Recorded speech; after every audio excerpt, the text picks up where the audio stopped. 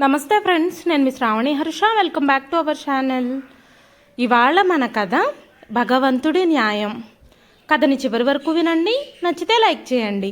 ఈ కథ పైన మీ విలువైన స్పందనని కామెంట్ రూపంలో మాకు తెలియజేయండి. కొత్తవారు ఎవరైనా చూస్తున్నట్లయితే మన ఛానల్ని సబ్స్క్రైబ్ చేసుకోండి. కళ్ళు కనిపించని కళ్ళ తల్లిని నిర్దాక్షిణ్యంగా రోడ్డు మీద వదిలేసిన కొడుకులు కోడళ్ళు 5 సంవత్సరాల తర్వాత ఆవిడ్ని ఒక హాస్పిటల్ యజమానిగా చూసి వారి కాళ్ళ కింద భూమి కంపించినట్లయింది. అసలు ఏం జరిగింది?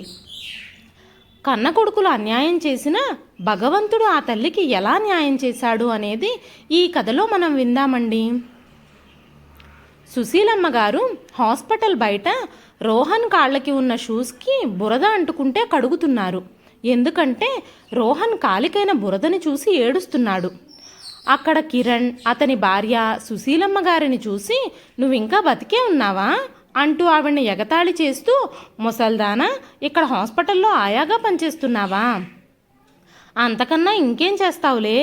నీకొచ్చే జీతంతో ఎలా బతుకుతున్నావో ఏమో. నా కొడుకు షూస్ కూడా బురద అంటుకుంది.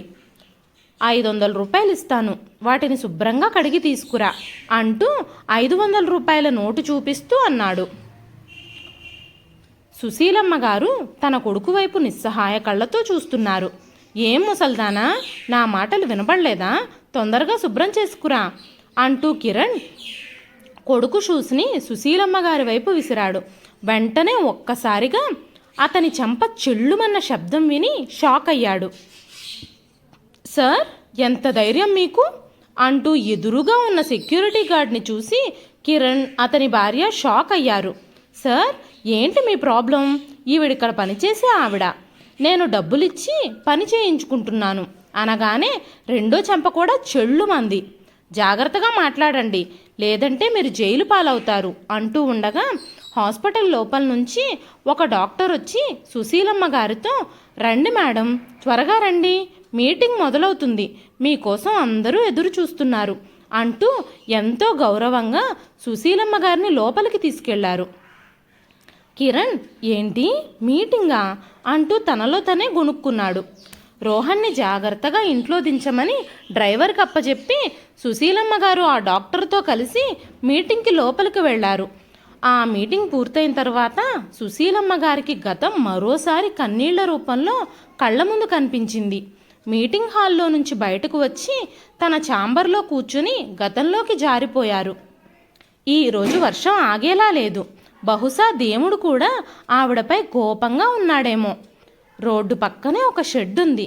దాని కింద కళ్ళు సరిగ్గా కనిపించని సుశీలమ్మ గారు కర్ర సహాయంతో మూలలో నిలబడి వణుకుతున్నారు. ఆవిడ చేతిలో ఒక బ్యాగ్ కూడా ఉంది. ఆ షెడ్డు నీళ్లతో నిండిపోయినందువల్ల కూర్చోడానికి కూడా స్థలం లేదు. ఆ వర్షంలాగే ఆవిడ కళ్ళల్లో కన్నీళ్లు కూడా ఆగడం లేదు. నిస్సహాయురాలైన సుశీలమ్మ గారు వర్షం ఆగుతుందేమోనన్న ఆశగా ఎదురు చూస్తున్నారు. ఆ షెడ్డుకున్న రంధ్రాల్లోంచి వర్షం పడ్డం వల్ల బట్టలన్నీ తడిచిపోయాయి. చలికి వణుకుతున్నారు. అప్పుడే నీళ్లల్లో ఆడుకుంటూ ఒక పిల్లాడు తన సైకిల్ స్టాండ్ వేసి షెడ్లో మూలగా నిలబడి చలికి వణుకుతున్న సుశీలమ్మ గారిని చూసి దగ్గరకొచ్చాడు. "బామ్మ, నువ్విక్కడ నిలబడి ఎందుకున్నావు? నువ్వు మీ ఇంటికి వెళ్ళాలనుకుంటున్నావా?" అని అడిగాడు. సుశీలమ్మ గారు చాలామందిని సహాయం కోసం అడిగారు, కానీ ఎవ్వరూ వినిపించుకోలేదు. అలాంటిది ఈ చిన్న బాబు దగ్గరకొచ్చి మాట్లాడించగానే షాక్ అయ్యారు. ఆవిడ హృదయమంతా బాధతో నిండిపోయింది. మెల్లగా గొనుగుతున్నట్టుగా ఇలా అన్నారు, "ఇల్లా? ఎక్కడుంది నాకు ఇల్లు?" ఆ పిల్లాడు మళ్ళీ, "ఏం జరిగింది బామ్మ?" అని అడిగాడు. "మీకు ఏదైనా సహాయం కావాలా?" అనగానే సుశీలమ్మ గారు, "నువ్వెవరు బాబు?" అని అడిగారు. వెంటనే రోహన్ దగ్గరకొచ్చి, "నా పేరు రోహన్ బామ్మ, నేను ఇక్కడ వర్షంలో ఆడుకుంటున్నాను. మీ ఇల్లు ఎక్కడో చెప్పు, నిన్ను చెయ్యి పట్టుకుని నేను జాగ్రత్తగా తీసుకెళ్తాను" అంటూ అమాయకంగా అన్నాడు. సుశీలమ్మ గారు కన్నీళ్లతో, "నాకిల్లు లేదు బాబు, నేను రాత్రిపూట ఇక్కడే పడుకుంటాను. ఈరోజు ఈ షెడ్ అంతా నీళ్లతో నిండిపోయింది" అన్నారు. రోహన్ అమాయకంగా, "అయ్యో బామ్మ, ప్లీజ్ మా ఇంటికి రండి, మీ బట్టలన్నీ తడిసిపోయాయి. నేను మా అమ్మతో చెప్తాను, మీరు బట్టలు ఆరబెట్టుకుందురు గాని రండి" అని బలవంతం చేశాడు. సుశీలమ్మ గారు, ఈ పిల్లాడు ఎవరు? నా పైన ఇంత ప్రేమ చూపిస్తున్నాడు. నా సొంత బిడ్డలే నన్ను రోడ్డు మీద వదిలేశారు, కానీ ముక్కు మొహం తెలియని పసివాడు నన్ను వాళ్ళింటికి రమ్మని పట్టుబడుతున్నాడు. నా మీద చాలా ప్రేమ చూపిస్తున్నాడు. ఇప్పుడు నేనేం చెయ్యాలి అంటూ ఆలోచిస్తూ, బాబు రోహన్, నేను మీ ఇంటికి వస్తే మీ అమ్మా నాన్న కోప్పడతారు. నువ్వు వెళ్ళిపో, నా బాధలేవో నేను పడతాను అన్నారు. ఆ మాటలకి రోహన్ ఒప్పుకోలేదు.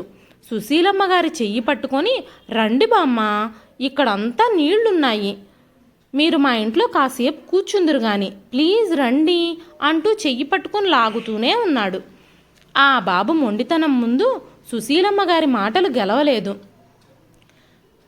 తన వెంటే వెళ్లాల్సి వచ్చింది. రోహన్ ఇల్లు కొంచెం దూరంలోనే ఉంది. సుశీలమ్మ గారిని ఇంటి బయట నిలబెట్టి రోహన్ ఇంట్లోకి పరిగెత్తాడు. లోపల నుంచి రోహన్ వాళ్ళ అమ్మ స్వరం, రోహన్, ఎక్కడికి వెళ్ళావు? నేను చాలాసేపటి నుంచి నీకోసం వెతుకుతున్నాను అంటూ కోపంగా వినిపించింది. ఆ మాటలు వింటూ సుశీలమ్మ గారు బయటే ఆగిపోయారు. భిక్షగత్తెని ఇంట్లోకి ఎవరు రానిస్తారు అనుకుంటూ. రోహన్ చిన్నవాడు, అమాయకుడు, నేను ఖచ్చితంగా రావాల్సిందే అని నన్ను ఇక్కడి వరకు లాక్కొచ్చాడు. నేను ఇక్కడి నుంచి వెంటనే వెళ్ళిపోవడం మంచిది. నా జీవితంలో ఇప్పటి వరకు ఎన్నో అవమానాలు భరించాను. ఇప్పుడు మరిన్ని అవమానాల్ని సహించగలుగుతున్నాను. కానీ రోహన్ తల్లిదండ్రులు నన్ను చూసి ఎలా ఫీల్ అవుతారో, పిల్లల్ని ఎత్తుకుపోయే వాళ్ళలా భావించి నన్నేమైనా చేస్తారేమో అనుకుంటూ సుశీలమ్మ గారు నిశ్శబ్దంగా అక్కడి నుంచి వెళ్ళిపోయారు. బయటకు వచ్చేటప్పటికి వర్షం మరింత పెరిగిపోయింది. గబగబా నడుచుకుంటూ వచ్చి చెట్టు కింద ఒక బెంచి మీద కూర్చున్నారు. ఆ చెట్టు మీద నుంచి కూడా వాన చినుకులు ఆవిడ మీద పడుతూనే ఉన్నాయి. కాబట్టి తన బ్యాగ్ తడిచిపోకుండా ఒక కవరు తీసి ఆ బ్యాగ్ మీద కప్పి అక్కడే కూర్చున్నారు. సుశీలమ్మ గారు 2 ఏళ్లుగా భిక్షాటన చేస్తూ జీవనం సాగిస్తున్నారు. ఆవిడ ఒంటి మీద ఉన్న బట్టలే ఆవిడ దయనీయమైన స్థితిని తెలియజేయడానికి సరిపోతాయి. వర్షం ఆగింది. సుశీలమ్మ గారు ఆ చెట్టు కింద నుంచి లేచి షెడ్డు దగ్గరకు వెళ్ళిపోయారు. వర్షంలో బాగా తడిసిపోవటంతో చలికి బాగా వణుకుతున్నారు. వర్షంలో నాని ఆవిడికి జ్వరం కూడా వచ్చేసింది. చుట్టూ చీకట్లు మెల్లమెల్లగా అలుముకోవడం ప్రారంభించాయి. ప్రతి చోట వర్షం వల్ల నీళ్లతో నిండిపోవటంతో ఆవిడకు నిద్రించడానికి స్థలమే కనిపించలేదు. ఒక షాప్ ముందు కొంచెం స్థలం చూసుకొని ఆ బ్యాగులోంచి మరొక దుప్పటి తీసుకొని అక్కడ వేసుకొని తన బ్యాగుని దిండుగా పెట్టుకొని ఒక తడి దుప్పటినే కప్పుకొని పడుకున్నారు. వర్షం వల్ల పక్కనే ఉన్న టీ షాప్లో పెద్దగా జనం గుమికూడారు. కొంతసేపటికి కళ్ళు మూసుకున్న సుశీలమ్మ గారిని ఎవరో తట్టి లేపుతున్నట్టు అనిపించింది. సుశీలమ్మ గారు గబుక్కున లేచి కూర్చున్నారు. ఎవరు అని అడిగారు. అప్పుడే ఆవిడకు ఒక గొంతు వినిపించింది. అమ్మా, ఇదిగో బామ్మ ఇక్కడే ఉంది అన్న గొంతు విని ఇది రోహన్ గొంతులా ఉందే అనుకుంటూ సుశీలమ్మ గారు చిన్నగా అన్నారు. అప్పుడు రోహన్ తల్లి ప్రియ, ఆంటీ, చాలాసేపటి నుంచి రోహన్ మీకోసం వెతుకుతున్నాడు. మీరు దొరికితే కానీ ఇంటికి రానని మారం చేస్తున్నాడు. మీకోసం ఎప్పటినుంచో వెతుకుతున్నాం అంటూ తల్లి కొడుకులిద్దరూ సుశీలమ్మ గారితో ప్రేమగా గౌరవంగా మాట్లాడటంతో ఆవిడ హృదయం సంతోషించడమే కాకుండా ఆవిడ కళ్ళు కన్నీళ్లతో నిండిపోయాయి. అమ్మా, నాకు కళ్ళు కనిపించవు, ఏదో ఎదురుగా ఉండే ఆనవాలు తెలుస్తుంది అంతే. నేను ఎవ్వరి మొహాన్ని పరీక్షగా చూడలేను. ఈ రోహన్ని సాక్షాత్తు ఆ భగవంతుడే నా కోసం పంపించాడు అంది. అప్పుడు ప్రియ, అయ్యో అమ్మా, అంత మాట అనకండి. మీరు చలికి బాగా వణుకుతున్నారు. నేను మీకోసం ఒక టీ తీసుకొస్తాను, మీకు తినడానికి ఏదైనా తీసుకొస్తాను అంటూ ఆ టీ షాప్లోకి వెళ్ళి టీ బన్ను తీసుకొచ్చి ఆవిడకిచ్చారు. సుశీలమ్మ గారు వెంటనే తీసుకున్నారు. అమ్మా, మీకు అభ్యంతరం లేకపోతే మీరు మా ఇంటికి రండి అని అడిగింది ప్రియ. సుశీలమ్మ గారు, లేదమ్మా, నేను ఇక్కడే పడుకుంటాను, నా కోసం మీరు ఇబ్బంది పడకండి అంటూ వారించటంతో రోహన్, అతని తల్లి సుశీలమ్మ గారికి కొన్ని పాత బట్టలు, కప్పుకోవడానికి పొడి దుప్పటి తీసుకొచ్చి ఇచ్చారు. సుశీలమ్మ గారు దేవుడికి ప్రియకి పదే పదే కృతజ్ఞతలు తెలిపారు. ఆవిడ వనకడం చూసిన ప్రియ, ఆంటీ, మీకు ఆరోగ్యం బాగున్నట్టు లేదు, మీ ఒళ్ళంతా జ్వరంతో కాలిపోతుంది, మా రోహన్ వాళ్ళ నాన్నగారు ఒక డాక్టర్. మీరు మాతో పాటు మా ఇంటికి రండి, ఆయన మీకు ఏదైనా మందులు ఇస్తారు అని చెప్పగానే సుశీలమ్మ గారు, ఏం పర్లేదమ్మా, రేపు ఉదయానికల్లా జ్వరం తగ్గిపోతుంది అంటూ మొహమాటంగా అన్నారు. సరే అయితే రేపు ఉదయానికి గనక జ్వరం తగ్గకపోతే మీరు ఖచ్చితంగా మా ఇంటికి రావాలి అంటూ అక్కడి నుంచి వెళ్ళిపోయారు. సుశీలమ్మ గారు, సొంత బిడ్డలకు కూడా నా మీద శ్రద్ధ కానీ ప్రేమ కానీ లేవు. నన్ను నిర్దాక్షిణ్యంగా ఇంటి నుంచి బయటకు పంపించేశారు. ఎవ్వరో తెలియని, ముక్కు మొహం తెలియని వీళ్ళకి నా మీద భగవంతుడు ప్రేమని కలగజేశాడు అనుకుంటూ రోహన్ వాళ్ళిచ్చిన పరుపును విప్పి వాళ్ళిచ్చిన బట్టల్ని చూస్తూ ఆ తడి బట్టలు మార్చుకున్నారు. చలి జ్వరం నుంచి కొంచెం ఉపశమనం కలిగినట్టు అనిపించింది. వాళ్ళిచ్చిన దుప్పటి కప్పుకొని నిద్రపోయారు. ఉదయాన్నే రోహన్ తన తండ్రితో సుశీలమ్మ గారి గురించి చెప్పాడు. రాత్రి బామ్మకి చాలా జ్వరం వచ్చింది అనగానే వెంటనే రోహన్ తండ్రి అతనితో పాటు ఆ షాప్ దగ్గరికి వెళ్ళాడు. కానీ ఆవిడ అక్కడ లేదు. రోహన్ చాలా కంగారు పడ్డాడు. సుశీలమ్మ గారి కోసం ఆ చుట్టుపక్కలంతా వెతకడం మొదలుపెట్టాడు. రోహన్ తండ్రి అరుణ్ కూడా చుట్టుపక్కలంతా వెతికాడు. ఆవిడ ఎక్కడా కనిపించలేదు. వారిద్దరూ నిరాశతో ఇంటికి బయలుదేరుతూ ఉండగా రోహన్, నాన్న, బామ్మ ఎక్కడికి వెళ్ళిందో నాకు తెలుసు అంటూ రోడ్డు మీద పరిగెత్తుకుంటూ వెళ్ళాడు. రోహన్ అలా పరిగెత్తుకుంటూ వెళుతూ ఉంటే అరుణ్ కూడా అతని వెంటే వెళ్ళాడు. రోహన్ పరిగెత్తుకుంటూ ఆ షెడ్ దగ్గరికి వెళ్ళి నిన్న ఎక్కడైతే సుశీలమ్మ గారిని చూశాడో ఆ షెడ్డు లోపల ఆవిడ కోసం వెతకడం మొదలుపెట్టాడు. అక్కడ సుశీలమ్మ గారు కనిపించగానే ఆవిడ్ని చూసి ప్రేమగా నవ్వాడు. వెనక నుంచి వచ్చి సుశీలమ్మ గారిని చూసి నవ్వుతున్న రోహన్ని చూసి అరుణ్ ఊపిరి పీల్చుకున్నాడు. రోహన్ అరుణ్తో, నాన్న చూడు, ఇదిగో బామ్మగారు. నిన్న బామ్మగారికి ఎంత జ్వరం వచ్చిందో చూడండి. అమ్మ బామ్మగారి కోసం పొడి బట్టలు, దుప్పటి, బెడ్షీటు కూడా ఇచ్చారు అన్నాడు. సుశీలమ్మ గారు అలాగే నిలబడిపోయారు. రోహన్ మాటలు వింటూ అరుణ్ సుశీలమ్మ గారిని పైనుంచి కింద వరకు చూశాడు. ఆవిడ నిస్సహాయతంతా ఆవిడ వేసుకున్న బట్టల్లోనే కనిపిస్తుంది. అరుణ్ సుశీలమ్మ గారి చెయ్యి పట్టుకుని చూసినప్పుడు ఆవిడకి జ్వరంగా ఉందని అర్థమైంది. అప్పుడు రోహన్, బామ్మ, రాత్రి నీకమ్మ పరుపు దుప్పటి ఇచ్చింది కదా, అవి ఎక్కడికి పోయాయి అన్నాడు. సుశీలమ్మ గారు బాధగా ఉదయాన్నే షాప్ దగ్గర నుంచి నన్ను బయటకు వెళ్ళమని నన్ను అక్కడి నుంచి లేపి బయటకు తోసేశారు. నా పరుపు దుప్పటి వాళ్లే లాగేసుకుని డస్ట్బిన్లో విసిరి కొట్టారు. వాళ్ళు షాప్ యజమానులు. వాళ్ళ షాప్ ముందు నేను పడుకోవడం ఇష్టం లేక వాళ్ళు అలా చేశారు అనగానే అరుణ్కి సుశీలమ్మ గారి మీద చాలా జాలి కలిగింది. వెంటనే తమ ఇంటికి తీసుకెళ్ళి ఆవిడకి చెకప్ చేసి జ్వరానికి కొన్ని మందులు ఇచ్చారు. అమ్మా, ఈ రోజు నుంచి మీరు మాతో పాటు ఇక్కడే ఉండొచ్చు అన్నాడు అరుణ్. కానీ ఆ మాటలకి సుశీలమ్మ గారు అంగీకరించలేదు. నా కన్న బిడ్డలే నన్ను విడిచిపెట్టారు. ఇప్పుడు మీరు చూపించే ఈ ఆదరాభిమానాల్ని నేను అంగీకరించలేను. నన్ను ఇలా వదిలేయండి. మీరు ఇప్పటి వరకు చేసిన వాటికి చాలా చాలా కృతజ్ఞతలు అనగానే అరుణ్, అమ్మ, రోహన్ మిమ్మల్ని బామ్మ అని పిలిచాడు. కాబట్టి మీరు నాకు తల్లిలాంటి వారు. మీరు మీ కొడుకింట్లో ఉండడానికి ఎందుకు నిరాకరిస్తున్నారు? సరే, మీకు జ్వరం తగ్గిపోయి మీ ఆరోగ్యం కుదురుకున్నాక నేను మిమ్మల్ని అస్సలు ఆపను. కానీ ప్రస్తుతానికి మాత్రం మాతోనే ఉండండి అన్నాడు అరుణ్. అరుణ్ ప్రేమగా అమ్మ అని పిలవగానే సుశీలమ్మ గారిక కాదనలేకపోయారు. అరుణ్ ఇంకా ప్రియా సహాయంతో సుశీలమ్మ గారు క్రమంగా కోలుకోవడం ప్రారంభించారు. కావలసినంత విశ్రాంతి, మంచి ఆహారం, వీటితో పాటు ప్రియ సుశీలమ్మ గారి ఆరోగ్యం పట్ల చాలా శ్రద్ధ వహించేది. ఆవిడ ఆరోగ్యం మెల్లమెల్లగా మెరుగుపడింది. మంచి బట్టలు, మంచి ఆహారం కారణంగా ఆవిడ ముఖంలో మళ్ళీ మెరుపు తిరిగొచ్చింది. ఇటువంటి కష్ట సమయంలో రోహన్ మరియు అతని తల్లిదండ్రుల సహాయం ఆవిడకు లభించినందుకు సుశీలమ్మ గారు పదే పదే దేవునికి కృతజ్ఞతలు తెలుపుకున్నారు. రోహన్ స్కూల్కి, అరుణ్ హాస్పిటల్కి వెళ్ళిపోయాక ఒకరోజు ప్రియ సుశీలమ్మ గారి పక్కనే కూర్చొని, ఆంటీ, మీకు అభ్యంతరం లేకపోతే మీ కుటుంబం గురించి తెలుసుకోవాలనుంది అని అడిగింది.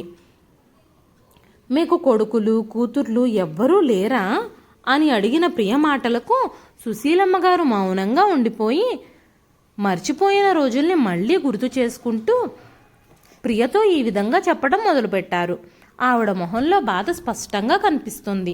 కళ్ళల్లోంచి జారిపడుతున్న కన్నీళ్లను తుడుచుకుంటూ, అమ్మా ప్రియ, నాకు కుటుంబం ఉంది, కానీ ఇప్పుడు వాళ్ళంతా ఎక్కడున్నారో నాకు తెలీదు. నన్ను నిస్సహాయంగా నడి రోడ్డు మీద వదిలేసి వెళ్ళిపోయారు. నేను చాలాసార్లు వెతికినా ఎవ్వరూ దొరకలేదు. నాకిద్దరు కొడుకులు, కోడళ్ళు, మనవళ్ళు ఉన్నారు. నేను నా కుటుంబానికి దూరమై 2 సంవత్సరాలు అవుతుంది అన్నారు. సుశీలమ్మ గారు తన గతం గురించి ప్రియతో ఈ విధంగా చెప్పడం మొదలుపెట్టారు. నాకు పెళ్ళైన దగ్గర నుంచి నా భర్త చిన్న చిన్న వ్యాపారాలు చేసేవారు. ఇంట్లో ఏ విషయానికి కొదువ కానీ లోటు కానీ ఉండేది కాదు. 2 పిల్లల చదువులు, పెళ్ళిళ్ళు, అన్ని బాధ్యతలు తీరిపోయాక ఆయన వ్యాపార బాధ్యతల నుంచి కూడా రిటైర్ అయ్యి మిగిలిన జీవితం అంతా తీర్థయాత్రలు చేస్తూ గడపాలని నిర్ణయించుకున్నారు. కొడుకులు, కోడళ్ళు కూడా సంవత్సరానికి ఒకసారి మా దగ్గరకు వచ్చినా చాలా ప్రేమగా ఉండేవారు. ఒకసారి తీర్థయాత్రలో ఉండగా మేం వెళుతున్న బస్సు ప్రమాదానికి గురైంది. నాకు, నా భర్తకి తీవ్ర గాయాలయ్యాయి. నా భర్త వెంటనే అక్కడికక్కడే మరణించారు. హాస్పిటల్ వాళ్ళు మా పిల్లలకి ఫోన్లో ఇన్ఫర్మేషన్ ఇచ్చారు. అప్పటికే నా కళ్ళకి గాయాలవ్వటంతో నా భర్తని చివరి చూపు కూడా చూసుకోలేకపోయాను. నా కళ్ళకి ఆపరేషన్ జరిగిందని, ఏడవడం అంత మంచిది కాదని డాక్టర్లు చెప్పారు.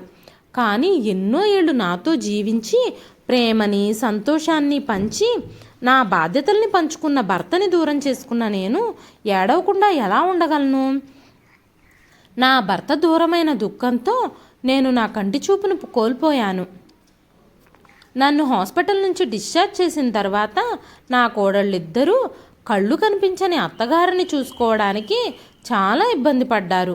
2 కోడళ్ళు నా పనుల కోసం వంతులు వేసుకునేవారు. చాలాసార్లు నేను ఆకలితో ఆహారం కోసం ఎదురు చూసేదాన్ని, కానీ సాయంత్రం వరకు నాకు ఆహారం లభించేది కాదు. సుశీలమ్మ గారు కళ్ళు కనిపించని కారణంగా ఏ పని చేసుకోలేకపోయేవారు. ఒక్కోసారి తన బట్టలను కూడా తిప్పి వేసుకునేవారు. అయినా సరే కోడళ్ళు ఏమాత్రం సహాయం చేసేవారు కాదు. గదిలోనే దేనికోసమైనా వెతుక్కుంటూ మంచం తగిలి కింద పడిపోయేవారు. ఇవన్నీ చూసి కోడళ్ళు నవ్వేవారే తప్ప ఏమాత్రం పట్టించుకునేవారు కాదు. కళ్ళు కనిపించక సుశీలమ్మ గారు చాలా ఇబ్బందులను ఎదుర్కోవాల్సి వచ్చేది. ఒకరోజు పెద్ద కోడలు సునీత తన భర్త కిరణ్తో, ఈ కళ్ళు కనిపించని మీ అమ్మగారిని ఎంతకాలం చూసుకుంటాం మనం? మీ తమ్ముడు భార్య అసలు ఏ పని చేయదు. మీ అమ్మగారు కూడా నేను ఎంత చేస్తున్నా గొనుగుతూనే ఉంటారు. నేను రోజంతా ఇంట్లో పనులు, మీ అమ్మగారి పనులు చేయడం వల్ల చాలా అలసిపోతున్నాను. ఇక నేను మీ అమ్మగారికి సేవలు చేయలేను. మీరు ఏదో ఒకటి నిర్ణయించుకోండి అంది. మరోవైపు చిన్న కోడలు లలిత కూడా తన భర్త కిషోర్తో, చూడండి, మీ అమ్మగారిని ఎక్కడైనా వదిలేయండి, లేకపోతే ఆవిడ కోసం ఒక పని మనిషిని పెట్టండి. నేను ఆవిడ పనులు చేయలేను. అక్క కూడా ఆవిడ పనులన్నీ నా మీదే వదిలేస్తుంది. మీ అమ్మగారు కూడా నన్ను ఏదో ఒకటి అంటూనే ఉంటున్నారు అంది. లలిత మాటలకి కిషోర్, చూడు లలిత, పని మనిషిని పెట్టుకుంటే పని మనిషికి ఇవ్వాల్సిన జీతం అంతా మన మీదే పడుతుంది. అన్నయ్య మనకు డబ్బులు ఇవ్వడు. ఇప్పుడు పని మనిషిని పెట్టుకోవడం చాలా అవివేకమైన పని. నేను అన్నయ్యతో మాట్లాడాను కదా అంటూ కిరణ్ దగ్గరకు వెళ్ళి, అన్నయ్య, ఇప్పుడు అమ్మని చూసుకోవడం మనిద్దరికీ కష్టంగా మారింది అన్నాడు. ఆ మాటలకి కిరణ్ కూడా, అవును, సునీత కూడా అమ్మని చూసుకోలేనని చెప్తుంది. మనం ఒక పని మనిషిని పెట్టుకుంటే పర్వాలేదు. ఒక పని మనిషిని పెట్టండి అన్నయ్య అన్నాడు కిషోర్. ఆ మాటలకు సునీత, డబ్బులేమన్నా చెట్లకు కాస్తున్నాయా? మేము అన్ని డబ్బులు పెట్టలేం అంది. అన్నదమ్ములిద్దరూ మాట్లాడుకుని పని మనిషికి అయ్యే ఖర్చులు ఇద్దరూ పంచుకోవాలని నిర్ణయించుకున్నారు. కొద్ది రోజుల్లోనే సుశీలమ్మ గారి కోసం ఓ పని మనిషిని ఏర్పాటు చేశారు.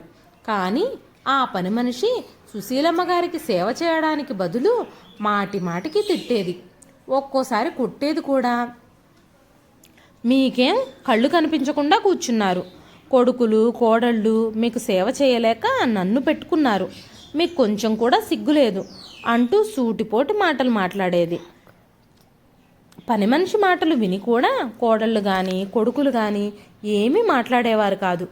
ఆ పని మనిషితో సుశీలమ్మ గారి పనులు మాత్రమే కాకుండా కోడళ్ళిద్దరూ ఇంటి పనులు కూడా చేయించడం ప్రారంభించారు. అందువల్ల ఆ పని మనిషి పనిలోకి రావడం మానేసింది. సుశీలమ్మ గారికి ఆ రోజంతా ఏ కోడలు ఆహారం ఇవ్వలేదు. చాలా ఆకలిగా ఉన్న సుశీలమ్మ గారు ఆహారం కోసం వంటగదిలోకి వెళ్ళారు. కళ్ళు కనిపించక వంటగదిలో ఆహారం కోసం తడుముకుంటూ ఉన్నప్పుడు పాత్రలన్నీ కింద పడిపోయాయి. తర్వాత గట్టు తగిలి సుశీలమ్మ గారు కూడా కింద పడిపోయారు. వంటగదిలో శబ్దాలు విన్న కోడళ్ళు ఇద్దరూ పరిగెత్తుకుంటూ వచ్చారు. పడిపోయి ఉన్న అత్తగారి మీద కాస్తైనా జాలి చూపించకుండా వంటగదినంతా చిందరవందర చేసేశారు. కాస్ట్లీ గ్లాసెస్, డిన్నర్ సెట్లన్నీ పగలగొట్టేశారు అంటూ అత్తగారిని కొట్టడం ప్రారంభించారు. పగిలిపోయిన గాజు ముక్కల మీద పడ్డం వల్ల సుశీలమ్మ గారి శరీరానికి చాలా గాయాలయ్యాయి. కోడళ్ళిద్దరూ ఆవిడ్ని పైకి లేపి రూంలోకి తీసుకెళ్లి పడుకోబెట్టారు. గాయాలు సుశీలమ్మ గారిని చాలా బాధ పెట్టాయి.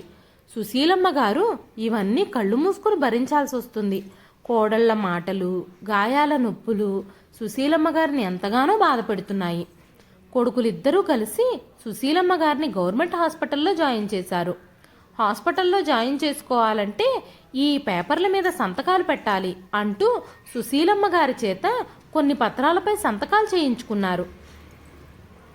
ఆసుపత్రిలో సుశీలమ్మ గారు కోలుకోవడానికి చాలా సమయం పట్టింది. హాస్పిటల్ వాళ్ళు కుటుంబ సభ్యుల గురించి అడిగితే ఆవిడ ఏమీ సమాధానం చెప్పలేకపోయారు.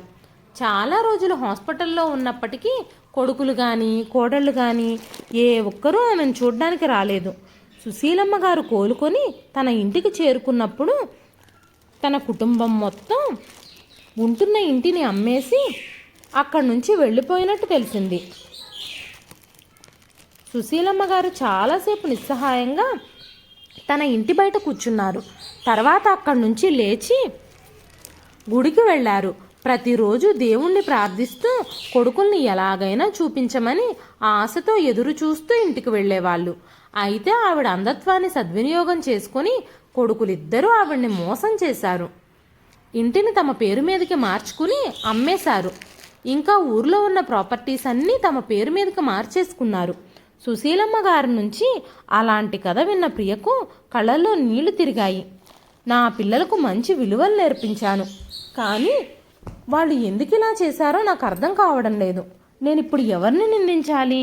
కన్నతల్లిని ఇలా నిస్సహాయంగా రోడ్డు మీద వదిలేసిన నా కొడుకున్నా, నాకు ఇలాంటి పరిస్థితులు తీసుకొచ్చిన దేవుణ్ణి నిందించాలా?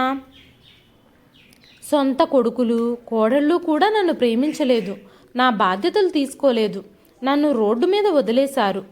2 ఏళ్ళు నేను ఆ షెడ్లోనే జీవించాను. రోడ్డు మీద అడుక్కుంటూ నా కడుపు నింపుకున్నాను. ఎవరైనా వస్తారేమో నా కోసం అని ఎన్నో రోజులు ఎదురు చూశాను అంటూ చెబుతున్న సుశీలమ్మ గారి మాటలకు ప్రియకు చాలా దుఃఖం వచ్చింది. ఒకరోజు అరుణ్ సుశీలమ్మ గారితో ఇలా అన్నాడు, అమ్మా, హాస్పిటల్ వాళ్ళు ఉచిత కంటి వైద్య శిబిరం నిర్వహిస్తున్నారు. మనకు ఒక అవకాశం ఉంది. మీరు మళ్ళీ చూడగలరా లేదా తెలుసుకోవడానికి. వాళ్ళు మీ కళ్ళు చెక్ చేసి చెప్తారు అన్నాడు. అప్పుడు సుశీలమ్మ గారు కన్నీళ్లతో ఇలా అన్నారు, వద్దు బాబు, మీరు ఇప్పటికే నాకు చాలా సహాయం చేశారు. అది చాలు నాకు. ఇప్పుడు నా కళ్ళ కోసం మీరు చాలా ఖర్చు అవుతుంది అని అన్నారు. ఆ మాటలకు అరుణ్, మీరు అలా మాట్లాడకండమ్మా, ఎవరికి తెలుసు, మీరు మళ్ళీ చూడగలరేమో. దానికంత ఖర్చు ఏమీ అవ్వదు. అది ఉచిత శిబిరమే. మీకు అన్ని టెస్టులు ఫ్రీగా చేసి మందులు కూడా ఫ్రీగా ఇస్తారు. ఏదైనా ఆపరేషన్ అవసరమైతే కొంత డబ్బు మనం చెల్లించాల్సి వస్తుంది. అయినా వాళ్ళు ఏం చెప్తారో చూద్దాం అంటూ సుశీలమ్మ గారిని బలవంతంగా కంటి వైద్య శిబిరానికి తీసుకువెళ్ళాడు. ఆ శిబిరంలో ఆవిడ కళ్ళు చూపించినప్పుడు తిరిగి చూపు వచ్చే అవకాశం ఉందని, కానీ ఎక్కువ రోజులు ట్రీట్మెంట్ తీసుకోవాలని డాక్టర్ చెప్పారు. అరుణ్ ఆ డాక్టర్తో సుశీలమ్మ గారికి ట్రీట్మెంట్ స్టార్ట్ చేయమని చెప్పారు. సుశీలమ్మ గారి కంటి చికిత్స ప్రారంభమైంది. 1 నెల రోజులు వైద్యం తీసుకున్న తర్వాత ఆవిడకు చూపొచ్చే అవకాశం ఉందని డాక్టర్లు చెప్పారు. రోహన్ ఆనందంతో ఎగిరి గంతులు వేశాడు. అరుణ్, ప్రియా కూడా చాలా సంతోషించారు. 3 నెలల తర్వాత సుశీలమ్మ గారి కంటి ఆపరేషన్ చేశారు. ఆవిడ కళ్ళకు గంతలు తొలగించాల్సిన రోజు రానే వచ్చింది. సుశీలమ్మ గారు మొదటగా రోహన్ని చూడాలని కోరుకున్నారు. కళ్ళకి కట్లు విప్పేటప్పుడు రోహన్ని ఎదురుగా నిలబెట్టి కట్లు తీశారు. కొంచెం కళ్ళు తెరిచి చూసేసరికి మొదట ఏమీ కనిపించలేదు. కొంతసేపటికి రోహన్ మొహం కనిపించింది. బామ్మా అంటూ రోహన్ కూడా ఆవిడ్ని కౌగిలించుకున్నాడు. సుశీలమ్మ గారు రోహన్ని కౌగిలించుకొని చాలా ప్రేమగా, దేవుడు నా కోసమే నిన్ను పంపినట్టున్నాడు. నీ వల్లే ఇదంతా జరిగింది. ఆ రోజు నువ్వు నన్ను బలవంతంగా మీ ఇంటికి తీసుకురాకపోయింటే నేనింకా ఆ రోడ్లపైనే అంటూ భావోద్వేగానికి గురయ్యారు. ప్రియా, అరుణ్ సుశీలమ్మ గారి దగ్గరకొచ్చి, అమ్మా ఇది బాధపడాల్సిన సమయం కాదు, సంతోషించాల్సిన సమయం అంటూ ఓదార్చారు. సుశీలమ్మ గారు ఇప్పుడు చాలా సంతోషంగా ఉన్నారు. అరుణ్ మరియు ప్రియ సుశీలమ్మ గారిని తమతో శాశ్వతంగా ఉండమని కోరుకున్నారు. ప్రియ సుశీలమ్మ గారితో ఇలా అంది, అమ్మా నాకు కానీ అరుణ్కు కానీ తల్లిదండ్రులు లేరు. రోహన్ మిమ్మల్ని చాలా ప్రేమిస్తున్నారు. మీరు మాతోనే ఉండిపోండి అని ప్రేమగా అడగటంతో సుశీలమ్మ గారు ప్రియా మాటలకి ఎదురు చెప్పలేకపోయారు. రోజు రోహన్తో ఆడుకుంటూ రోహన్కి మంచి మంచి కథలు చెప్తూ చాలా సంతోషంగా గడపసాగారు. ఒకరోజు సుశీలమ్మ గారు అరుణ్ హాస్పిటల్ నుంచి ఇంటికి వచ్చే వరకు చాలా రాత్రైనా సరే అరుణ్ కోసం ఎదురు చూస్తూ ఉన్నారు. అరుణ్ ఇంటికి రాగానే అరుణ్ని, ప్రియని తన గదికి రమ్మని పిలిచారు. సుశీలమ్మ గారు తన బ్యాగులోంచి తన భర్త ఫోటో తీశారు. మీ ఇద్దరి వల్లే నేను మళ్ళీ ఇంత సంతోషకరమైన జీవితాన్ని గడుపుతున్నాను. ఈరోజు నా భర్త ఫోటోని నా కళ్ళతో చూస్తున్నాను. ఆయన్ని చివరి చూపు కూడా నేను చూసుకోలేకపోయాను. ఇంకా ఆయన మొహం ఎప్పటికీ నేను చూడలేనేమో అనుకున్నాను అన్న సుశీలమ్మ గారి మాటలు విని ప్రియా, అరుణ్ ఇద్దరూ చిరునవ్వు నవ్వారు. అప్పుడు సుశీలమ్మ గారు తన భర్త ఫోటో ఫ్రేమ్ వెనక్కి తిప్పి దాని స్క్రూలు తీయడం మొదలుపెట్టారు. సుశీలమ్మ గారు ఏం చేస్తున్నారో తెలియక ప్రియా, అరుణ్ అలాగే చూస్తూ నిలబడిపోయారు. ఆవిడ వెనక నుంచి కొన్ని పత్రాలు తీశారు. అవి చూసిన ఇద్దరూ ఆశ్చర్యపోయారు. అమ్మా ఏంటిది అని వరుణ్ అడిగాడు. ఇదేమిటో నాకు కూడా తెలియదు బాబు. నా భర్త చనిపోకముందు ఈ కవర్ నాకు ఇచ్చారు. ఆయన నాతో ఆ రోజు ఇలా అన్నారు, ఒకవేళ నీకంటే ముందుగా నేను చచ్చిపోతే ఇది భద్రంగా నీ దగ్గర ఉంచుకో. కొడుకులకి ఈ విషయం గురించి చెప్పకు. వృద్ధాప్యంలో కొడుకులు, కోడళ్ళు ఎలా ఉంటారో మనకు తెలియదు. వాళ్ళ నుంచి నీకు ఏదైనా ఇబ్బంది వచ్చినప్పుడు ఈ కవర్ ఓపెన్ చేసి చూడు అని చెప్పారు. ఇన్ని రోజులు నాకు కళ్ళు కనిపించకపోవటంతో ఈ కవర్ని ఎప్పుడూ ఓపెన్ చేయాలని నేను అనుకోలేదు. కాస్త ఇందులో ఏముందో ఓపెన్ చేసి చూడమని ఆ కవర్ని అరుణ్ చేతికిచ్చారు సుశీలమ్మ గారు. ఆ పత్రాలు చూసి అరుణ్ షాక్ అయ్యాడు. సిటీ అవుట్స్కట్స్లో 10 ఎకరాల భూమి తాలూకు డాక్యుమెంట్స్ ఇవి. అప్పుడు సుశీలమ్మ గారు ఇలా అన్నారు, మేము తీర్థయాత్రలకు వెళ్లే ముందు ఆయన భూమిని కొనాలనుకుంటున్నట్టు నాతో చెప్పారు. ఆ భూమి తాలూకు పేపర్లే ఇవై ఉండొచ్చు అన్నారు. రోడ్డు మీద భిక్షగత్తెగా ఉన్న నన్ను తీసుకొచ్చి మీ గుండెల్లో పెట్టి చూసుకున్నారు. ఇప్పుడు మీరిద్దరూ నా బిడ్డలు కాబట్టి ఆ భూమిని మీకు బహుమతిగా ఇవ్వాలనుకుంటున్నాను. నా కోసం నా సొంత పిల్లలు కూడా ఏమీ చేయలేదు. మీరు నన్ను ఎంతగానో ఆదరించారు కాబట్టి ఈ బహుమతి మీరు స్వీకరించండి అన్నారు సుశీలమ్మ గారు. ఇదంతా చూసి అరుణ్, ప్రియా ఒకరి మొహాలు ఒకరు చూసుకున్నారు. కొంతసేపటికి ఇద్దరూ, అమ్మా ఇది మేము తీసుకోలేం, ఏ ఆశతోనూ మేము మీకు సహాయం చేయలేదు అన్నారు. ఆ మాటలకు సుశీలమ్మ గారు, దీన్ని భూమిగా కాకుండా నా ప్రేమగా చూడండి, దయచేసి కాదనకండి అన్నారు. అప్పుడు అరుణ్, అమ్మ మీ నుంచి ఏమీ ఆశించకుండా మీ మీద ప్రేమతో సహాయం చేశాం, ఆ ప్రేమకు మీరు విలువ కట్టొద్దు అన్నాడు. ఆ మాటలకు సుశీలమ్మ గారు చాలా బాధతో నిరాశకు గురయ్యారు. ఆవిడ కళ్ళల్లోని నిరాశను చూసిన అరుణ్ సుశీలమ్మ గారి చేతులు పట్టుకొని, అమ్మా మీరు కావాలనుకుంటే మనం ఆ స్థలంలో ఒక ఆసుపత్రి నిర్మిద్దాం అనగానే సుశీలమ్మ గారి మొహం ఆ మాటలకు వెలిగిపోయింది. కానీ అరుణ్ వెంటనే, హాస్పిటల్ నిర్మించాలంటే దానికి చాలా ఖర్చు అవుతుంది, మన దగ్గర భూమి అయితే ఉంది, మరి హాస్పిటల్ కట్టడానికి డబ్బులు అన్నాడు. అప్పుడు సుశీలమ్మ గారు, ఈ భూమి సిటీలోనే ఉంది కదా, కొని కూడా 4-5 ఏళ్ళు అవుతుంది, మనం ఇందులో సగం అమ్మేసి ఆ డబ్బుతో మిగతా సగంలో హాస్పిటల్ ఎందుకు కట్టకూడదు అన్నారు. ఆ భూమిని సుశీలమ్మ గారి భర్త చాలా తక్కువ ధరకు కొన్న ఇప్పుడు కోట్లల్లో ధర పలుకుతుంది. సుశీలమ్మ గారు 5 ఎకరాల భూమిని హాస్పిటల్ నిర్మాణం కోసం అమ్మేశారు. అరుణ్ ఆసుపత్రి నిర్మాణం పనులు మొదలుపెట్టాడు. మధ్యలో సుశీలమ్మ గారు తన భర్త జ్ఞాపకంగా దాచుకున్న డైమండ్ రింగు, డైమండ్ వాచీని కూడా అమ్మేశారు. అరుణ్, అమ్మా, మీరు ఈ హాస్పిటల్ కోసం చాలా చేస్తున్నారు. మీ భర్త జ్ఞాపకంగా దాచుకున్న వీటిని ఎందుకు అమ్మడం అన్నాడు. దానికి సుశీలమ్మ గారు, ఇది నా భర్త జ్ఞాపకంగా నా దగ్గరుంటే వాటికి విలువే ఉంటుంది. వీటితో ఒక మంచి పని చేస్తేనే కదా ఆయన ఆత్మకు శాంతి కలుగుతుంది అన్నారు. సంవత్సరం తిరిగేసరికి హాస్పిటల్ రెడీ చేసి సుశీలమ్మ గారికి అప్పగించాడు అరుణ్. ప్రారంభోత్సవం జరిగింది. ఇప్పుడు సుశీలమ్మ గారు హాస్పిటల్ బాధ్యతలన్నింటినీ డాక్టర్ అరుణ్కి అప్పగించారు. ప్రతిరోజు తన కారులో సుశీలమ్మ గారు ఆసుపత్రికి వెళ్ళి అక్కడ పనులన్నీ చూసుకుంటూ ఉండేవారు. అలా రోజులు గడుస్తున్నాయి. ఆ హాస్పిటల్ ద్వారా ఎంతోమంది పేదలకు వైద్యం అందుతుంది. ఒకరోజు అర్ధరాత్రి అరుణ్కి ఎవరో కాల్ చేశారు. అవతల వైపు మాట్లాడుతున్న వారు తమ బిడ్డ యాక్సిడెంట్కు గురయ్యాడని, అతని పరిస్థితి చాలా విషమంగా ఉందని చెప్పారు. మీ హాస్పిటల్ గురించి ఎవరి ద్వారానో తెలుసుకున్నామని, మా బిడ్డను మీరే రక్షించాలని ఎంతగానో ప్రాధేయపడ్డారు. వెంటనే అరుణ్ హాస్పిటల్కు బయలుదేరాడు. అక్కడికి వెళ్ళి చూసేసరికి అతని శరీరంపై ఉన్న గాయాలకు కట్లు కట్టున్నాయి. అయితే ఆ బాబు స్పృహలో లేడు. ఆ బాబును అడ్మిట్ చేసుకొని కొంత సమయం ట్రీట్మెంట్ తర్వాత అరుణ్ ఇంటికి వచ్చాడు. ఇంటికి వచ్చాక తన భార్య ప్రియతో ఇలా చెప్పాడు. ఈరోజు ఒక చిన్న బాబు యాక్సిడెంట్కు గురైన కేసు వచ్చింది. అతని కాలు ఎముక చాలా నలిగిపోయింది. ఆ పిల్లాడి కాలు తీసేయాల్సి వస్తుందేమో.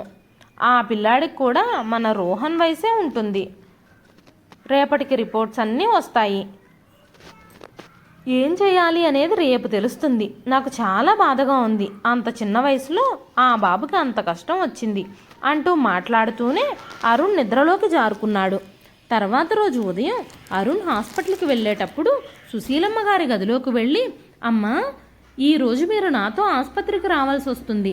మీ కళ్ళకి రెగ్యులర్ చెకప్ చేయించాలి. అంతేకాకుండా కొంతమంది అధికారులు మిమ్మల్ని కలవాలనుకుంటున్నారు. ఈ హాస్పిటల్ ద్వారా ఎంతోమందికి మనం చేస్తున్న సేవలను గుర్తించి మన ఆసుపత్రికి ఫండ్ ఇవ్వడం కోసం వచ్చారు. దానికి సంబంధించిన విషయాలన్నీ మీతో మాట్లాడాలంట అని చెప్పి సుశీలమ్మ గారిని తనతో పాటు హాస్పిటల్కి తీసుకెళ్లాడు. సుశీలమ్మ గారు మీటింగ్ రూమ్లో వాళ్ళందరినీ కలిసి అరుణ్తో కలిసి బయటకు వస్తూ ఉన్నప్పుడు అక్కడికి నర్స్ పరిగెత్తుకుంటూ వచ్చి, నిన్న రాత్రి అడ్మిట్ అయిన పేషెంట్ కండిషన్ చాలా సీరియస్గా ఉంది అంది. అతను స్పృహలో లేడు. కళ్ళు తెరిచినా కూడా ఏమీ మాట్లాడడం లేదు. తల్లిదండ్రులు చాలా కంగారు పడుతున్నారు అని చెప్పగానే అరుణ్ ఆ బాబు గది వైపు వచ్చాడు. సుశీలమ్మ గారు తన ఛాంబర్లోకి వెళ్ళి కూర్చున్నారు. బెడ్ మీద ఉన్న బాబును చూసినప్పుడు తను ఊపిరి తీసుకుంటున్నాడు, కానీ తన శరీరంలో చలనం మాత్రం లేదు. బహుశా ఇది ఆ యాక్సిడెంట్ యొక్క ప్రభావం అయి ఉండొచ్చు. ఐ డాక్టర్ చెకప్ కోసం మిమ్మల్ని పిలుస్తున్నారు అంటూ వచ్చి పిలిచిన నర్సు మాటలకి గతం నుంచి బయటకు వచ్చి తన ఛాంబర్లో నుంచి బయటకు వస్తూ ఐసీయూ రూమ్ బయట ఉన్న తన కొడుకు కిషోర్ ఇంకా లలితను చూసి షాక్ తిన్నారు సుశీలమ్మ గారు. ఆ యాక్సిడెంట్ అయిన బాబు ఎవరో కాదు, స్వయాన తన మనవడు అని తెలిసి చాలా బాధపడ్డారు. అప్పుడు లలిత గుణుగుతున్నట్టుగా కిషోర్తో ఇలా అంది, ఏమిటి, మీ అమ్మ ఈ హాస్పిటల్ యజమానా? నాకు చాలా ఆశ్చర్యంగా ఉంది. ఆవిడ కళ్ళు కనిపించక రోడ్డు మీద అడుక్కుంటూ ఎప్పుడో చచ్చిపోయి ఉంటుంది అనుకున్నాం అంది. అప్పుడు అరుణ్, ఆ బాబు తల్లిదండ్రులతో బాబు కాలుకి ఇన్ఫెక్షన్ అయ్యింది. వెంటనే ఆపరేషన్ చేసి ఆ కాలు తీసేయకపోతే బాడీ మొత్తం ప్యారలైజ్ అయిపోతుంది. ఈ ఆపరేషన్లో 50-50 ఛాన్సెస్ మాత్రమే ఉన్నాయి. మీకు ఇష్టమైతే రిసెప్షన్లోకి వెళ్ళి అగ్రిమెంట్స్ మీద సంతకాలు పెట్టండి, ఆపరేషన్ స్టార్ట్ చేస్తాము అన్నాడు. ఆ మాటలకి కిషోర్ ఇంకా లలిత చాలా కంగారు పడిపోయారు. లలిత వెంటనే పరిగెత్తుకుంటూ వెళ్ళి అత్తగారి కాళ్ళు పట్టుకొని, ఎలాగైనా మీరే మాకు సహాయం చేయాలి, ఈ గండం నుంచి మమ్మల్ని బయటపడేయాలి అని ఏడవడం మొదలుపెట్టింది. వెంటనే సుశీలమ్మ గారు అరుణ్తో, అరుణ్, ఆ బెడ్ మీద ఉంది నా మనవడు. తన ప్రాణాన్ని నువ్వు ఎలాగైనా కాపాడాలి. వెంటనే ఆపరేషన్ స్టార్ట్ చెయ్యి.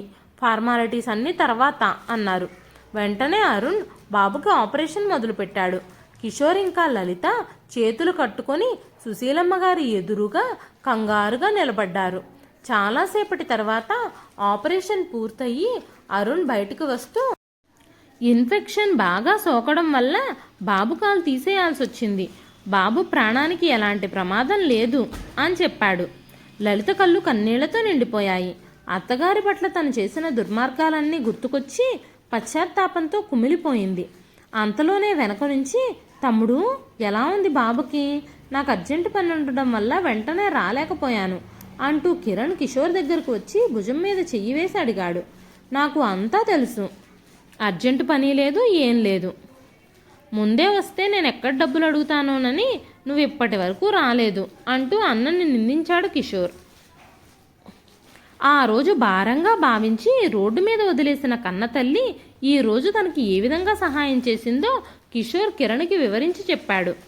అప్పుడు కిరణ్కి అర్థమైంది, ఉదయం తను హాస్పిటల్లో స్వీపర్ అనుకుని అవమానించిన తన తల్లి ఈ హాస్పిటల్ యజమాని అని. కొడుకులిద్దరూ సిగ్గుతో తల్లి కాళ్ళు పట్టుకున్నారు. అమ్మా, మమ్మల్ని క్షమించు. నిన్ను చూస్తుంటే మాకు చాలా గర్వంగా ఉంది. మాతో పాటు వచ్చేయమ్మా, నిన్ను చాలా జాగ్రత్తగా చూసుకుంటాం అన్నారు. సుశీలమ్మ గారు కొడుకులిద్దరిని క్షమించడానికి సిద్ధంగా లేరు. ఆవిడ కొడుకులతో ఇలా అన్నారు, అయినా ఏ మొహం పెట్టుకుని నన్ను మీతో పాటు వచ్చేయమని అడుగుతున్నారు? ఇప్పుడు నేను ఈ హాస్పిటల్ యజమానిని కాబట్టి మీరు నన్ను మీతో పాటు తీసుకెళ్లాలని తాపత్రయపడుతున్నారు. అదే నేను గనక రోడ్డు మీద అడుక్కుంటూ మీకు ఎదురైతే ఈ కన్నతల్లి మీద ఇంతే ప్రేమ చూపించేవారా? అయినా నా ఇద్దరు కొడుకులు ఎప్పుడో చచ్చిపోయారు. నాకు ఇప్పుడున్నది ఒకే ఒక్క కొడుకు, కోడలు, మనవడు. వారే అరుణ్, ప్రియా ఇంకా రోహన్ అని చెప్పి తన కారులో అక్కడి నుంచి ఇంటికి వెళ్ళిపోయారు. ఇదండి ఈరోజు కథ. ఈ కథ మీకు ఎలా అనిపించింది? సుశీలమ్మ గారు సరైన నిర్ణయమే తీసుకున్నారు అని మీలో ఎంతమంది అనుకుంటున్నారు? సుశీలమ్మ గారు తన కొడుకుల్ని క్షమించి కొడుకులతో పాటు వెళ్ళుంటే బాగుండేది అని ఎంతమంది అనుకుంటున్నారో మాకు కామెంట్ రూపంలో తెలియజేయండి. ఈ కథ నచ్చితే ఒక లైక్ చేయండి. మరెన్నో ఇలాంటి ఇంట్రెస్టింగ్ కథల కోసం మన ఛానల్ని సబ్స్క్రైబ్ చేసుకోండి. మరొక మంచి కథతో మళ్ళీ కలుస్తానండి. అంతవరకు సెలవు.